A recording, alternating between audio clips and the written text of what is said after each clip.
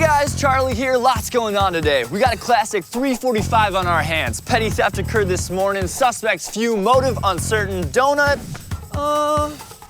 chocolate. But don't worry about it because we got our investigators on the scene. Found a thumbprint. Throw it in with the rest of them. It's time for Weird But True.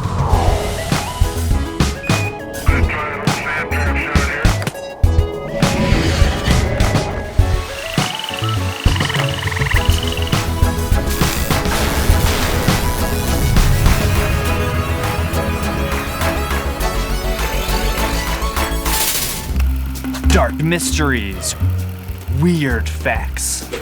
One woman hopes to unravel them all. It was a chilly day, too chilly. The kind of chill that would make a popsicle shiver when that very unchill man barged into my office. Detective Kirby? That's the name. Who's asking? Kirby, it's Charlie. What seems to be the problem, Charles? Curbs, it's horrible. I just gotten back from a bike ride with my friend Patrick. I'm gonna go get some ice cream. Cool, I'm gonna circle the block. All right. I ran inside for 1 minute. And by the time I came back, my bike was gone! No! It was stolen! You gotta help me out! Who's this Patrick kid? One of Charlie's goons? Why ice cream? It's like 10 degrees outside. Like a broken calculator, this story just didn't add up. And that's when I realized. Charles, I don't know anything about solving crime. Really? Me neither. Huh. I guess that's what we're doing today. Unraveling the world of... forensic science. Hey guys, we're just waiting for... Package. Perfect. Sign here. Thanks, Bob. We got a great mailman. So, forensic science. Forensic science. All right, real talk, guys. My bike was stolen, and I have absolutely no idea what happened to it. Bummer. So we ordered this book to help us learn how crimes like this are handled. Let's check it out. So, Let's say your favorite plant is stolen. It's gone! The first thing you do is call the police. what's up? My favorite plant was stolen. We'll be there in 2 seconds. The first person to arrive at the crime scene is a police officer. The officer establishes a border and makes sure the area is preserved for evidence. The next person on location is a CSI, aka Crime Scene Investigator. They're the ones that carefully find and collect evidence that can be analyzed for forensic clues. An artichoke, a small wedge of cheese, a large wedge of cheese, anything that might help solve the case. Once they finish examining the scene, they take their findings to our third expert, the forensic scientist. They're basically smart scientists that use their scientific knowledge to solve crimes, such as analyzing DNA or testing fingerprints. He did it! What? Cool. So, forensic scientists are the ones that are actually working with the evidence to find clues. And they can find clues in the weirdest ways. Check it out. These are all true stories. What a life, being a forensic scientist. Oh, it's crazy. Crazy. I tell you about the guys we nabbed last week? Who? The fried chicken burglar? So this guy, he's robbing our house, right? Oh, gets hungry, eats some fried chicken, sips some OJ, and books it. This guy's hand was so greasy from the chicken, he left fingerprints all over the bottle of OJ. So we ID'd this guy based off his greasy fried chicken fingerprints. Crazy. Did I tell you about the guy we locked up on Tuesday? The sticky-fingered selfie snatcher. So this guy, he steals a lady's phone, right? Starts taking selfies with it like a model or something. Our boys hack into the phone's cloud storage and get one of these selfies, posted it around the area. Excuse me. And boom, the guy's turned in. No! His selfies helped us catch him. Did I tell you about the group we nabbed on Friday, though? The Littlebug Bandits? So these kids, right, they're stealing some snacks from a gas station like some hot-shot felons. Ditch the scene in a getaway car, munching on the snacks and tossing the wrappers out the window. So I got one of our police dogs, followed the trail of litter, and found the crooks. So these guys, the litter, helped us catch him. It's a crazy job. Crazy. More coffee? Well, good, thanks. All right, so we got a crime scene right now. Who do we need to call? We need a crime scene investigator. Exactly, and guys, we found the perfect lady to call. Rebecca Hooks. She's a crime scene investigator with the Illinois State Police Department. Giving her a call right now. Crime scene services? My bike just got stolen. That's terrible. Can you help us out? I'll be there in 5 seconds. She's here. I'll get it. Sergeant Rebecca Hooks. She's an expert on evidence gathering and processing. Rebecca's favorite weird but true fact is that fingerprints can last up to 40 years on paper. Hey, Rebecca, how's it going? Fine, how are you, Charlie? I'm really glad you're here, because this is what you do, right? That's what I do every day. Awesome. So where do we start? So we got a camera kit, Awesome. crime scene tape. Very cool. Okay. These are gel lifts. We're gonna use these to collect any footwear we might find. Fingerprint kit, and a fancy footwear light. Ready to go? We're ready. All right, this is where it all happened. We started biking up here. I went inside that door, came out with some ice cream. I left my bike right here, and when we came out, gone. Okay, stop right there. I'm gonna have you back up because you're walking in the crime scene, and we're going to put up some crime scene tape to prevent any further contamination. Let's do it. All right, guys, first step, you gotta rope off the crime scene. You gotta make it a little bigger than the spot where it just happened, because you never know where you're gonna find evidence. You gotta make sure that nobody comes in and contaminates your area. Okay, next up, we're going inside to look for evidence, but we're gonna wanna make sure that we don't contaminate the scene. We wanna wear gloves and we wanna wear booties. We don't wanna leave extra footprints and we don't wanna leave extra fingerprints. Okay. You guys ready to go? You're a little overdressed, Charlie. What are you talking about? This is contamination management right here. Nothing on me is getting in that scene. It's just a bike. Take the suit off? Suit can come off. Better?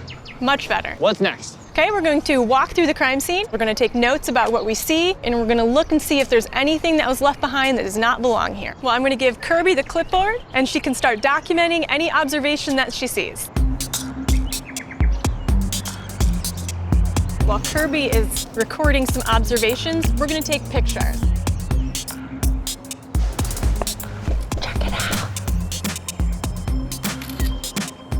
Guys, I found something. Sweet! Oh, Charlie, stop! Remember what we said about contamination. Yeah? We gotta think about the path that the suspect took to whatever evidence she found. She would have taken the path of least resistance straight towards the evidence. So when we go in, we're gonna wanna stay on the outside edge of the sidewalk. Follow me. So I was walking around the perimeter of the crime, and they came upon this can. I think it's evidence. We're gonna get some photographs of it. Excellent. Got it. We're gonna fingerprint the can now. We're gonna use plain black fingerprint powder. And we're just gently going to dust it, and we're starting to see some fingerprints develop. It just appeared! Weird but true, fingerprints were made out of 3 things: sweat, oil, and protein. What's up next? Let's look for some footwear. Footwear. That's CSI talk for footprints. We're gonna use this footwear light to look for some footprints on the sidewalk.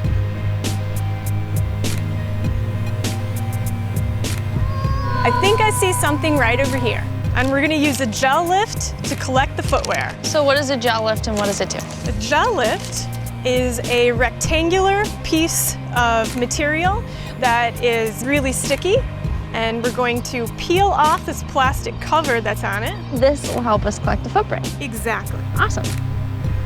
So we're gonna lay the gel lift down over the footprint and smooth it out. And we're gonna slowly peel it back and see if we have a footwear print. Ooh. Nice. Very nice. You can see our footprint. Totally. So we're gonna take this footwear print and we're gonna seal it in a bag and we're gonna take it to the crime lab. But you guys need to start thinking about suspects and why someone would possibly steal your bike, what their motive is. And when you think about that, we'll see if they have an alibi.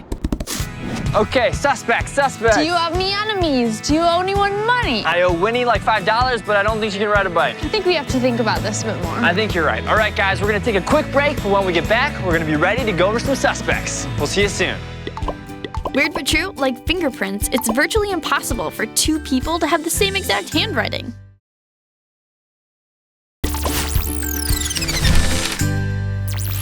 Hey guys! Welcome back. We've been doing some thinking, and we have two major suspects who might have stolen my bike. Suspect number 1, our sister Casey. Casey was at the house while I made myself an ice cream cone. She had just come from outside with the packages. That puts her near The scene of the crime! Suspect number 2, Charlie's friend Patrick. The bike ride was Patrick's idea. When we stopped at our house for ice cream, he said he'd do a loop around the block. When I got back, Patrick was gone, and so was my bike. No! We talked to each of the suspects to see if they confess. I talked to Casey. Hey Casey, did you take my bike? No. Okay, thanks, sorry. And I talked to Patrick.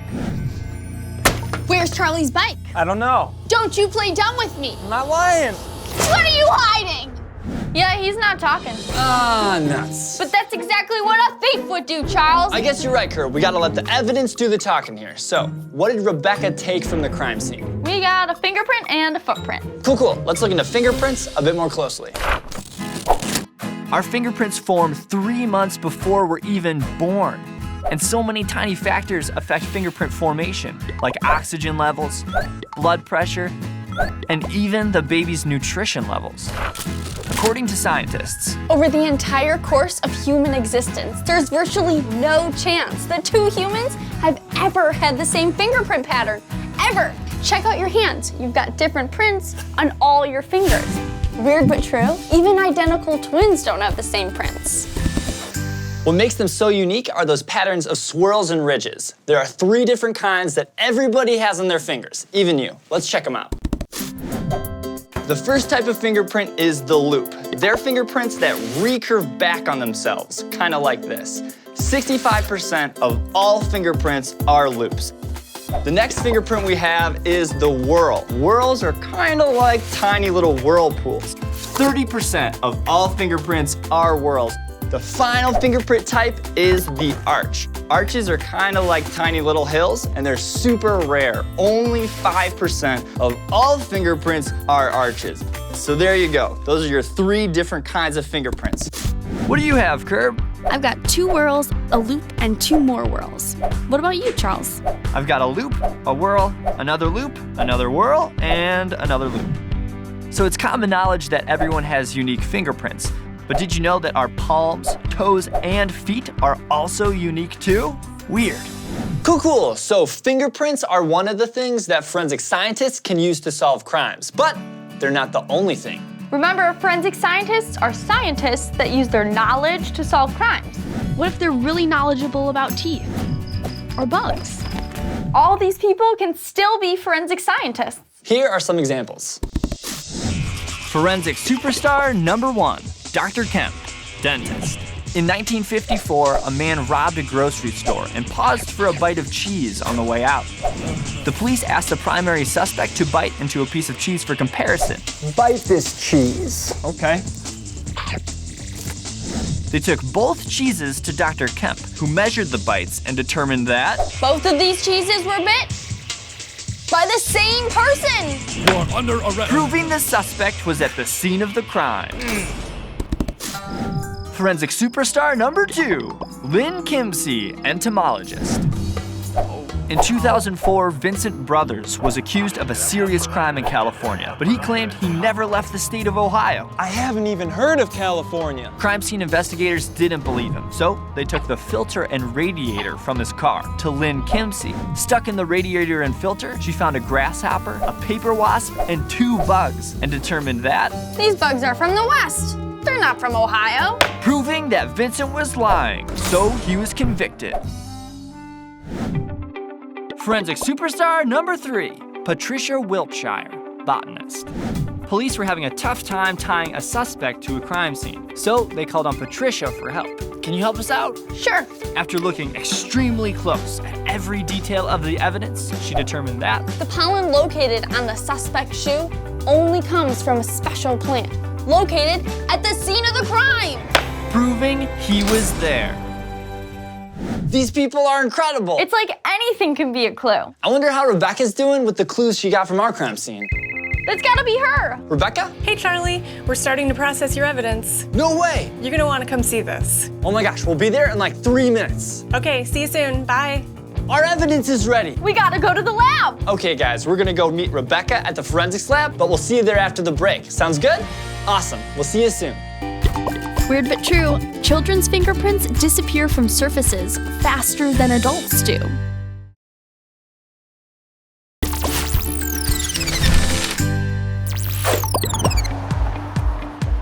Hey guys, welcome back. We just got here. We're at the Illinois State Police Forensic Science Center. Rebecca asked us here because she said she's ready to process our evidence. Let's go find her.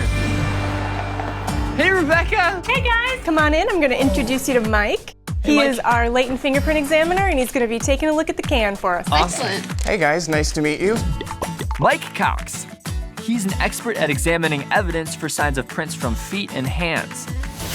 His favorite weird but true fact is, the first palm print identification was made in 1917 at the scene of a stagecoach robbery in Nevada. We're sorry to hear about your bike. We'll do what we can to help. But Thanks. first, let's get some lab coats on. Okay. So, what do we have?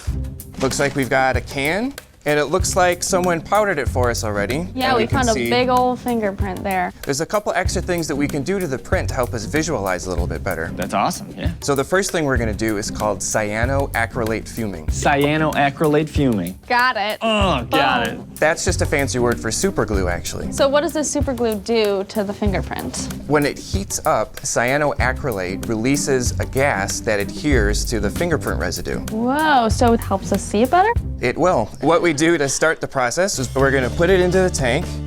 Kirby, if you want to put about 10 drops into the plate for me. Yep. 1, 2. Good. Put it onto the hot plate. So we're gonna put it on about 10, 15 minutes, put the lid on, and we'll wait and see what results we get.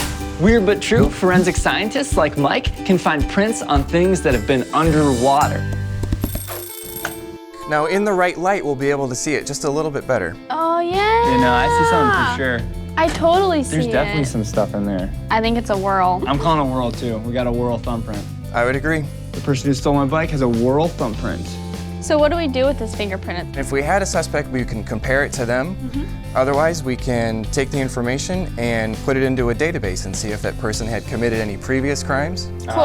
and see if they pop up in the database. All right, what's next? All we have to do is turn the lights off so we can see it under there Got it. Ooh. and see what we have. That's great. Looks like we got 2. And it's super detailed. Kirby, I can't believe we're looking at the actual fingerprint from the person who stole my bike. Okay, I think we got it. So we should take this back home and compare it with our suspects, right? That's right. We also took a footprint away from the scene. You should be talking to Bill and Rebecca, and they're in the next room. All right, Mike, thanks so much for helping us out. guys. We'll take this Nice meeting fingerprint. you. See you later.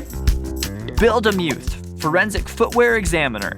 He specializes in finding unique clues in footprints that can be used to help solve crimes. His favorite weird but true fact is, positive identification of a suspect's shoe print can be made with as little as 1 random characteristic. Where do we start?